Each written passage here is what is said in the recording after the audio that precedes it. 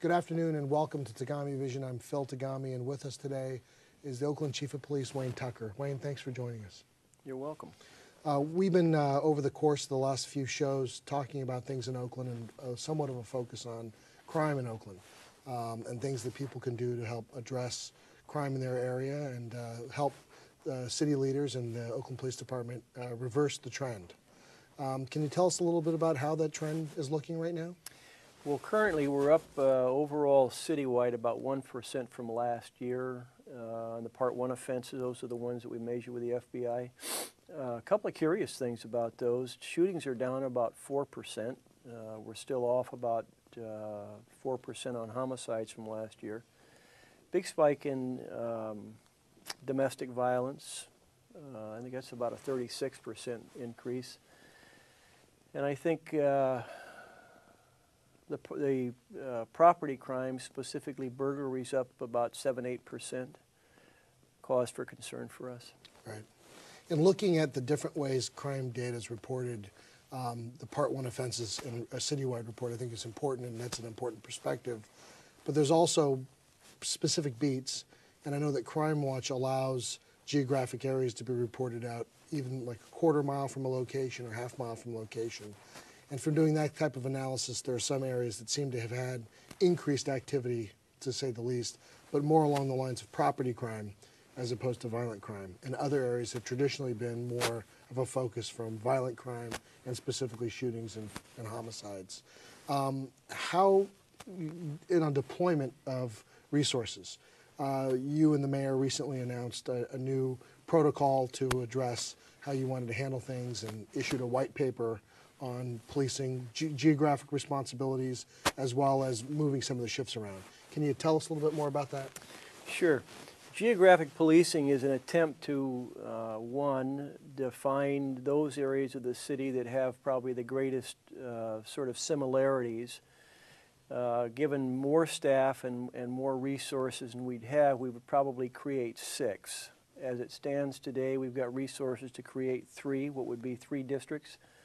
Our proposal is to create 3 geographic districts that would in many ways stand alone.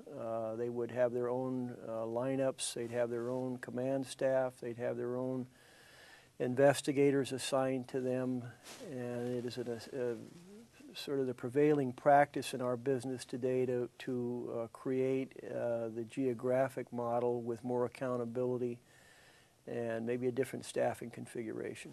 Right. So the numbers, and I've heard a few different numbers reported, what do we think full strength of this force is, and what should it be? I think that 803 is probably going to get us the authorized number.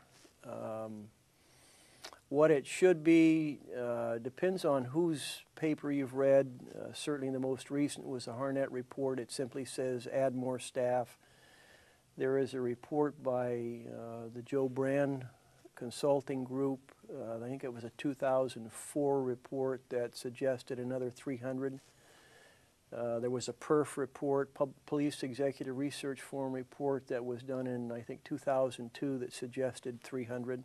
Additional officers. Additional officers. So taking the total number of sworn up over 1,000. Well over 1,000. Now, whether the city would ever have the capacity to do that is probably still a pretty big question.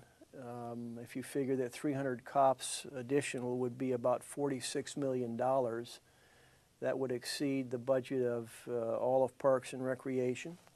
It would exceed the budget of Department of Human Services, and would exceed the budget of the library system. Well, with 400,000 residents in Oakland at a cost of maybe somewhere in the neighborhood of $250 per resident per year, might be well worth it.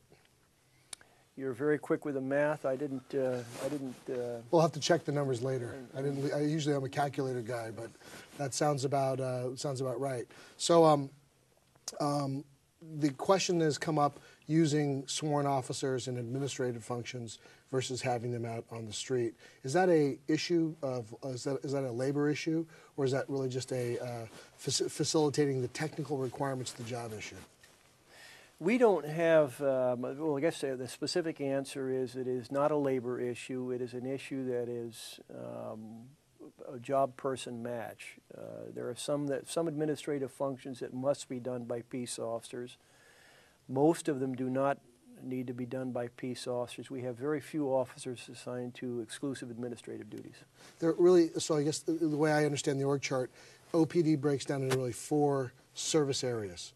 Investigative services, and help me out with the others. There's Bureau of Investigations, Bureau of Field Operations, Bureau of Services. services. That's records, warrants, the fleet, and then Bureau of Administration is really kind of the management or financial part of the department. And they also interact with the council on the legislative side. Yes, that's correct. So the operations really then is the rank and file officers responding to calls and Almost all of